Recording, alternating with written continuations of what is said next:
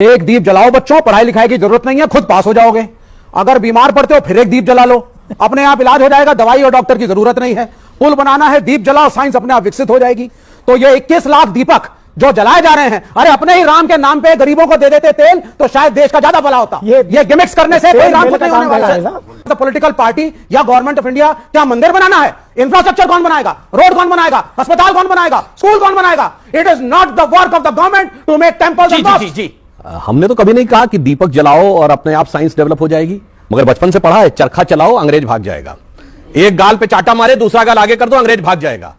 भाग गया था क्या? ऐसे ही भागा था, ऐसे ही भागा था।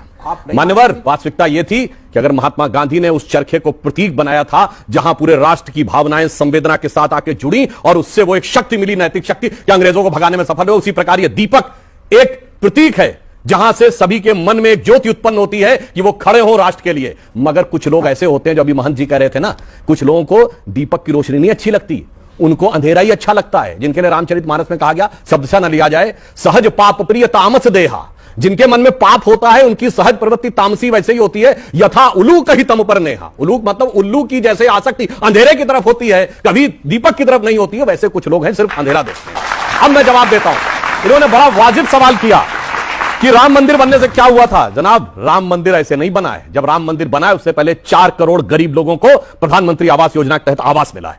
उसमें 3 करोड़ महिलाएं हैं। मैं दावे के साथ कहता हूं जिनका रजिस्ट्री में नाम लिखा हुआ 2014 से पहले गरीब वर्ग की 3 करोड़ महिलाएं ऐसी नहीं थी जिनका नाम उसमें लिखा हुआ। और आपने कहा इंफ्रास्ट्रक्चर, 37 किलोमीटर पर डे की रोड बन रही है। इंफ्रास्ट्रक्चर इन्वेस्टमेंट में हम इस समय नंबर 1 के देश हैं, अमेरिका के से ज्यादा इन पर। अब आइए, 5वीं बड़ी अर्थव्यवस्थाएं सुन लीजिए, 4थे बड़े स्टॉक एक्सचेंज बने, 3रे बड़े ऑटोमोबाइल मैन्युफैक्चरर बने, अरे चांद के छूते कोने को छूने वाले देश बने हैं। उसके बाद जाके यह राम मंदिर बोलते जाएंगे आप लोग। और आप बोल रहे थे, आप भी बोल रहे थे, जाके बच्चों से कहता हूं चेक करिए, चाइना इकोनॉमिक रिसेशन में है।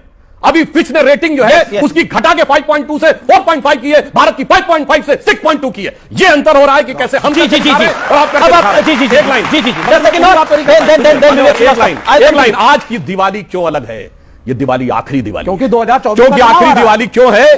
क्योंकि भगवान राम के, श्री राम लला विराजमान के भव्य मंदिर में स्थापित होने से पहले की अंतिम दीपावली है। क्यों अंतिम दीपावली? मैं क्यों कह रहा हूं ये दीपावली इसलिए महत्वपूर्ण है? आपने कहा पहली दिवाली नहीं थी। हां, किसी जमाने में ताला लगा था। जब हम लोग बचपन में नारा लगाते थे, लोकतंत्र की देखो शान, बंदी बने हुए भगवान। फिर उसके बाद ताला खुला तो हम लोग कहते थे तेरे भी जो मंदिरों पे प्रतिबंध लगा हो तो हिंदू कहलाना हमें छोड़ देना चाहिए। यह स्थिति थी। उसके बाद टाट के छप्पर में रहे भगवान राम, और वो भी अगर फट जाता था तो कोर्ट जाना पड़ता था। और उसके बाद श्री राम लला विराजमान इस केस में खुद पैरोकार थे। शायद आप लोगों को नहीं पता होगा, one of the respondent for Shri Ram Lalla Virajman. मैं दुनिया में चुनौती से कहता हूं, हमारे भगवान एकमात्र है जिन्होंने कोर्ट में खड़े होकर अपना मुकदमा खुद लड़ा है, और पूरी मर्यादा के साथ, सारी कानूनी वैधताओं के साथ अब जाके मंदिर वो बना है। इसलिए मैं कहूंगा, एक वो भी दिवाली थी जब उजड़ा हुआ गुलशन था, रोता हुआ माली था, आज महका हुआ गुलशन है, बजती हुई ताली है। एक वो भी दिवाली थी, एक ये भी दिवाली है।